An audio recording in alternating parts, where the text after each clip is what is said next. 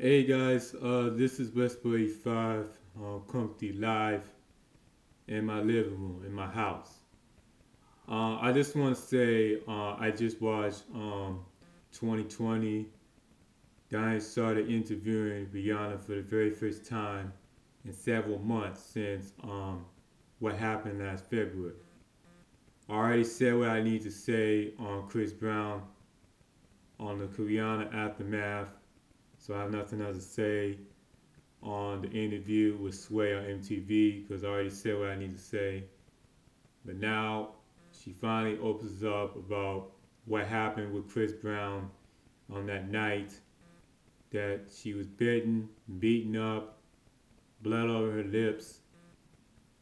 That Diane Sawyer is about to show her a picture, but she refused, saying she doesn't want to play back to her head on what happened. She was so embarrassed and so disgust herself on these pictures that she doesn't want to look at, doesn't want to see it, which I don't blame her for it. And she recalls Chris Brown as her first love because they both rookies in 2005, and they were in so much in love until Grammy night, Grammy party. They're having a blast, they're having a great time, like a cute couple.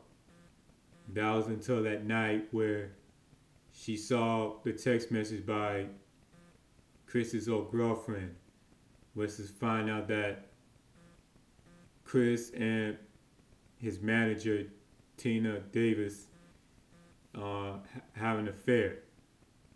When she saw the text message of Chris Brown, she was so upset with him.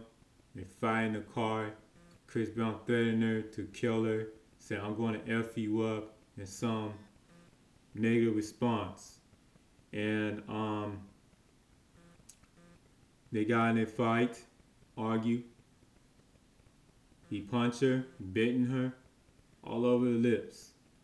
She was about to call the assistant for help, but he threw her phone out of the car. They charged Chris Brown with the assault, was later 5 years probation, plus a community service. After that, she went back to Chris Brown for a little bit and told Chris that she couldn't do it anymore. Some blame Rihanna for taking him back at the physical abuse. Most of the fans hate Chris Brown losing advertising deals.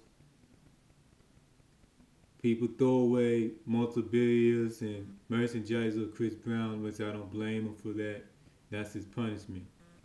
During his interview with Larry Cream Live, he says that he always loved Rihanna, sees herself in the future with her, but refused to comment on what just happened for his sake of his privacy and her privacy. And Rihanna refused to talk about the future of Chris Brown, but he says he doesn't want to ruin his career. She doesn't hate Chris Brown. All she wants to do with Chris Brown is enjoy her career, enjoy her life, don't acting stupid for himself. And she's been going through as a childhood herself, with her father beating her mom, and she refused to go to the doctor because she doesn't want nobody to see what happened. Nobody, no one's about this. So it's Rihanna. She didn't tell nobody about this. She had this crying her sleepless nights, afraid to come out. And I feel real sorry for Rihanna in a situation like this. I'm not a fan of Chris Brown. If I was in a situation as a Rihanna's brother, I would reacting differently about this. And what else I'm about to say? We need to stop hitting women. We need to stop abusing women. If you're gonna argue or fight, I already said this last February, to seek help. If you don't seek help right now, it's gonna be too late. He or she's gonna beat you more and more and more. and end up in suicide or whatever it is. Because if you don't get help or seek help, you're not strong enough. You'll be weak because you don't defend yourself.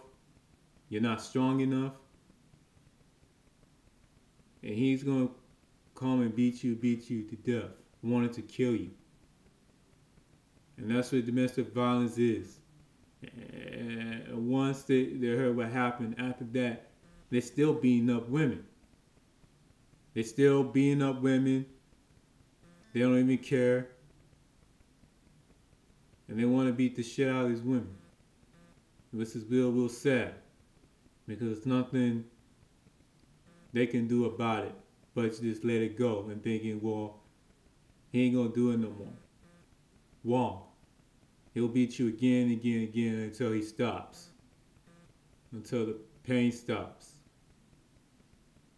We all got to watch Rihanna's story and realize that it can happen to you if you don't get help before it's too late. So I really, in this interview with Johnny Sons, man, makes me sad for her that she has to go through this. I mean, it's unfortunate that the fans are blaming her for taking Chris back. She wasn't strong enough when that happened, but now she is stronger and wanted to help abused women go through this, like her. And wanted to follow her footsteps that, hey, we can seek help before it's too late. They're not going to take it back. I personally never hit women. I love women. Okay? I love women so much that I will never hit a woman, never strike a woman. If we got an argument, it will be die different. It's best for me to just go someplace else before I'll do something that I will regret for the rest of my life. And that's what men should do, but they don't do it. They're just going to go up there and beat women's ass. But it's not right, because did your mama, did your dad, or your brothers, or anybody else in the family told you about this and you refuse to listen, that will be your ass for the rest of your life if you do that shit. So that's all I got to say on Rihanna, and I feel real bad for Rihanna about this. And Chris Brown, man, I'm not a fan of Chris Brown. He will regret it for the rest of his life. And it's up to the fans' decision on whether they take Chris's back or not. So that's it for me on this interview. Diane Sawyer interviewed Rihanna for the first time since what happened past February. And I just want to wish both of these, Chris Brown and Rihanna, best of luck in their careers. I hope that they're still away from each other. And Rihanna, when you look at the apologies from Chris Brown, she says that it's from the transcript. It didn't come from his own words. It's from the transcript. Was ordered by his lawyers or his representatives or the public relations office for Chris Brown, had tell him to apologize from the transcript than his own words. So I just had to say on this, and I wish both of these best of luck with Rihanna, and make sure you drop Rihanna's new record. Is coming out on November 23rd. Okay, and her record is real hot, and she's coming back strong than the past.